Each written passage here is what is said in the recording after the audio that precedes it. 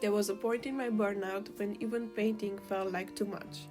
Not because I didn't care, not because I had lost my creativity, but because my body and mind were already so exhausted from simply just existing.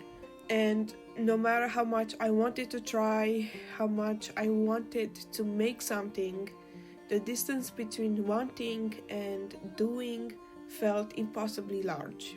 So I stopped forcing myself to paint, and instead I started scrapbooking. At the time, it didn't feel like a creative breakthrough.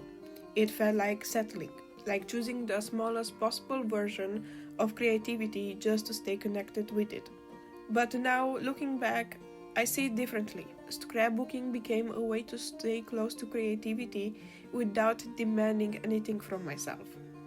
There was no blank canvas to confront, no pressure to express something deep or meaningful, just paper, glue, colors, textures, and pieces of magazine that I cut up with my scissors. My job wasn't to create something unique, it was just to put them together to create a cohesive design.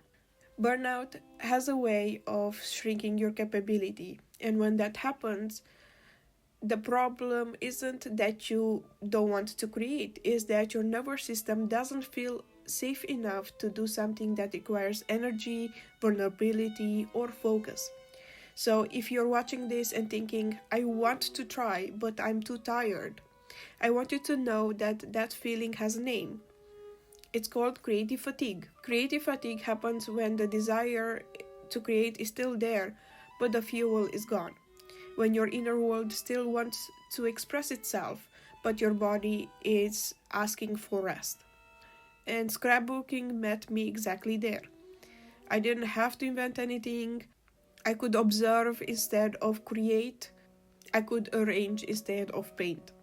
And that mattered more than I realized at the time. Because burnout doesn't heal through pressure, it heals through permission. Permission to do something imperfect, permission to do something small, permission to choose the least demanding version of creativity and trust that it still counts. When I look at these old scrapbook pages now, I don't see lesser art.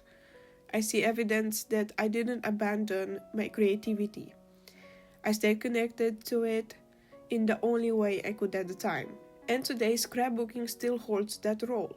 It's not a replacement for my art or my painting, it's a companion. On days where my energy is low, when my thoughts feel heavy, when my body resists effort, scrapbooking gives me a way to stay present without pushing past my limits. If you are burnt out, you don't need to get back to normal. You don't need to return to the version of yourself that could do more. You need to meet yourself where you are. Maybe that looks like scrapbooking, journaling, arranging photos, organizing colors, or simply sitting with materials without using them. That still counts.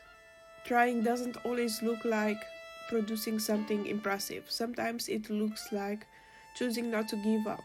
So if you're tired but still watching, if you feel close to creativity but not able to reach it, you're not failing.